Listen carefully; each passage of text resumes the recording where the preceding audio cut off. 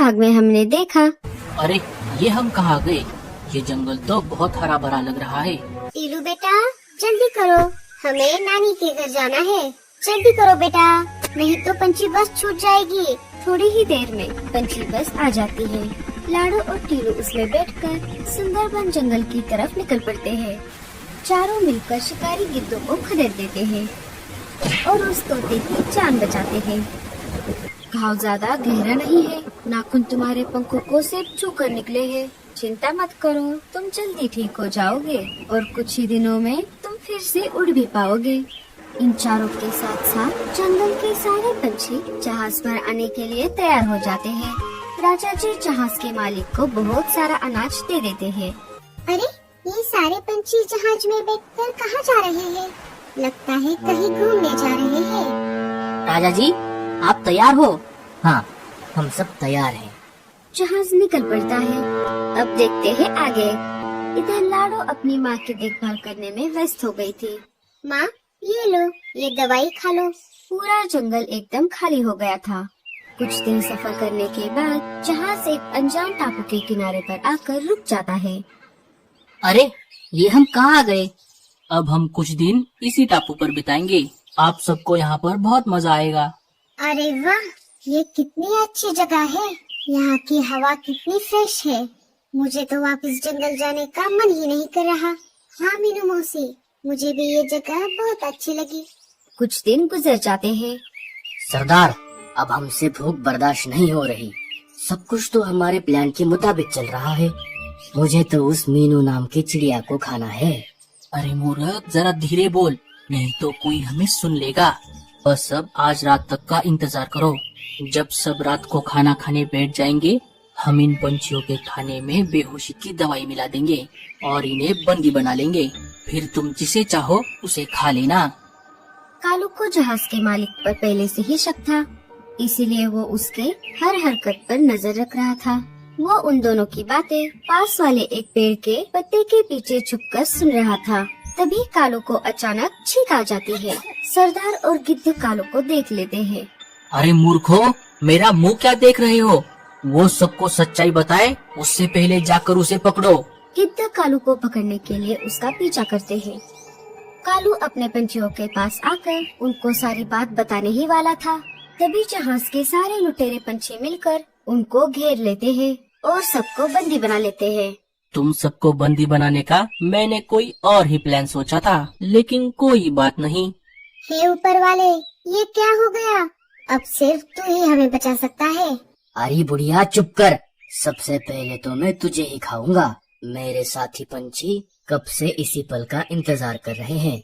इधर लाडो अपने जंगल वापस आ जाती है और देखती है तो क्या, पूरा जंगल खाली था। लाडो ने एक एक करके सारे पंछियों के घोंसले छान मारे, लेकिन उसे कहीं पर भी एक भी पंछी नहीं दिखाई दिया। अरे ये क्या, सारे पंछी कहाँ गए? मुझे घोंगा मौसी के पास जाना चाहिए, उन्हें जरूर कुछ न कुछ पता होगा। लाडो सीधा घोंगा मौसी के पास आ जाती है। घोंगा मौसी लाडो को सारी बात बताती है। उन्हें जाकर भी अब बहुत दिन हो गए हैं। अब तक तो उन सबको वापस आ जाना चाहिए था। मुझे तो लगता है वो किसी मुसीबत में फंस गए होंगे। मुझे उन्हें बचाने के लिए जाना होगा घोंगा मौसी।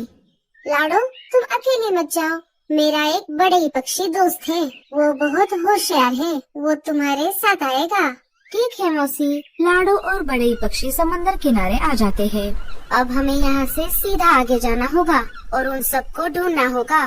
वो दोनों आगे उड़कर जाने ही वाले थे, तभी उन्हें किनारे पर एक डॉल्फिन मछली पकड़ने वाले जाल में फंसी हुई दिखाई देती है। वो दोनों उसके पास आ जाते हैं। अरे बहन, तुम यहाँ समंदर किनारे इस जाल में कैसे फंस गई? तुम तो गहरे समंदर में रहने वाली मछली हो। मेरा नाम डॉल्फी है। मैं मेरे साथियों के साथ आराम से गहरे समंदर में तैर रही थी। तभी एक बड़ा सा जहाज हमारे पास आ गया और अपना बड़ा सा जाल समंदर में फेंक दिया। मेरे साथी तो जैसे तैसे करके जाल से छूट गए, लेकिन मेरा एक पैर कटा हुआ है और उसी कटे हुए पैर में वो जाल अटक गया और मैं इस जाल में फंस गई। जिस जहाज में मुझे रखा गया था वो जहाज आज सुबह ही इस किनारे पर आया था। मैं बिना पानी के जिंदा नहीं रह सकती। इस जहाज का जो मालिक है वो मुझे यहाँ किनारे पर इस जाल में फंसा हुआ छोड़कर यहाँ से आगे ले जाने के लिए एक बड़ी सी गाड़ी लेने के लिए गया है। शहर ले जाने के बाद वो मुझे एक मछली के व्यापारी को बेचने वाला है। मुझे मेरे परिवार के पास वापस जाना है। क्या आप मेरी मदद कर सकते हो? तुम्हारे साथ तो बहुत बुरा हुआ। अभी जहाज का मालिक आ जाए उससे पहले हमें तुम्हें इस जाल से आजाद करना होगा। मैं किसी को जानती हूँ जो हमारी जाल काटने में मदद कर सकता है। वो यहीं पास में रहता है। रुको, मैं अभी जाकर उसे लेकर आती हूँ। लाडो जल्दी से जाकर एक चूहे को अपने पीठ पर बिठाकर लेकर आती है। लाडो ने रास्ते में चूहे को सारी घटना पहले से ही बताई थी, इसलिए डॉल्फी के पास आते ही समय ना गवाते हुए चूहे ने अपना काम शुरू कर दिया। एक तरफ चूहा अपने नुकीले दांतों से जाल को काटता और दूसरी तरफ लाडो और बड़े ही पक्षी मिलकर जाल को मछली के ऊपर से हटाते। थोड़ी ही देर में डॉल्फी जाल से आजाद हो गई। दोस्तों, तुम्हारा बहुत बहुत शुक्रिया। अगर आज आप समय पर न आते तो मैं मेरे परिवार से कभी भी दोबारा मिल नहीं पाती। चूहे भैया, आपका भी बहुत बहुत शुक्रिया। आपने हमारी मदद की। अरे कोई बात नहीं लाडो बहन। डॉल्फी बहन, अब आपको समंदर में वापस जाना चाहिए। वो जहाज का मालिक कभी भी यहाँ पर आ सकता है। मैं भी अब चलता हूँ। आप सब अपना अपना ख्याल रखना और कभी भी मेरी जरूरत पड़े तो मुझे बुला लेना। लेकिन दोस्तों, मुझे एक बात समझ नहीं आई। तुम दोनों समंदर किनारे क्या कर रहे हो? लाडो सारी बात डॉल्फी को बताती है। शायद मैं जानती हूँ तुम्हारे साथी कहाँ है। चलो, मैं तुम्हें लेकर चलती हूँ। डॉल्फी उन दोनों को अपने पीठ पर बिठाकर टापू की तरफ निकल पड़ती है। अरे ये क्या? ये जाल किसने काटा? टापू पर आते आते उन्हें रात हो गई थी। डॉल्फी उन दोनों को टापू के किनारे पर छोड़ देती है। अच्छा, अब मैं चलती हूँ। तुम्हारा फिर से एक बार बहुत बहुत शुक्रिया। अपना ख्याल रखना और कभी भी मेरी जरूरत पड़े तो समंदर किनारे आकर किसी भी मछली को मेरा नाम बताना। वो आकर मुझे बताएगी और मैं आपके पास आ जाऊंगी। ठीक है बहन, तुम्हारा भी बहुत बहुत शुक्रिया। तुमने हमें हमारे साथियों का पता बताया और यहाँ तक लेकर आई। तुम भी अपना ख्याल रखना। हम फिर मिलेंगे। Bye bye. डॉल्फी वहाँ से वापस समंदर में चली जाती है।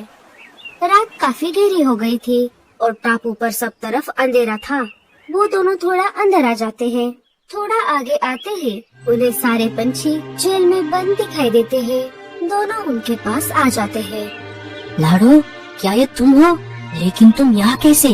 तुम्हें हमारा पता किसने बताया?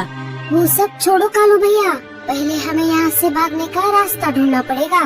लाडो और बड़े पक्षी दोनों मिलकर जेल के ताले को तोड़ने की बहुत कोशिश करते हैं, लेकिन वो असफल रहते हैं। ये ताला तो बहुत पक्का है। इसके चाबी के बिना ये नहीं खुलेगा। अब हमें इसकी चाबी कहाँ से मिलेगी? मेरे पास है इसकी चाबी। बस तुम सब शांत रहो। और मैं तुम सबकी मदद क्यों कर रहा हूँ ये मैं तुम सबको बाद में बताऊंगा। तोता चाबी की मदद से ताले को खोल देता है और सारे पंछियों को आजाद कर देता है। अब जल्दी से चलो, तुम सबका घर जाने का समय हो गया है। तोता उन सबको उन्हीं के जहाज में बिठाता है। साथियों, मुझे माफ कर दो। मेरी वजह से तुम सबकी जान खतरे में आ गई। लेकिन तुम हमारी मदद क्यों कर रहे हो? ये बहुत लंबी कहानी है, वो मैं तुम्हें कभी बाद में बताऊंगा। बस ये समझ लो कि मैं भी तुम में से एक हूँ। एक दिन मैं भी मेरे साथियों को छोड़कर यहाँ आया था और इन सब शिकारी पंछियों ने मेरा एक कठपुतली की तरह इस्तेमाल किया। मैं जल्द ही इन्हें चकमा देकर यहाँ से भागने वाला हूँ। अभी के लिए तुम यहाँ से भाग जाओ। सारे पंछी उन्हीं के जहाज में बैठकर वापस अपने जंगल की ओर निकल पड़ते हैं। सरदार, अब तो सारे पंछी हमारे कब्जे में हैं। चलो अब हम सब खाना खाते हैं।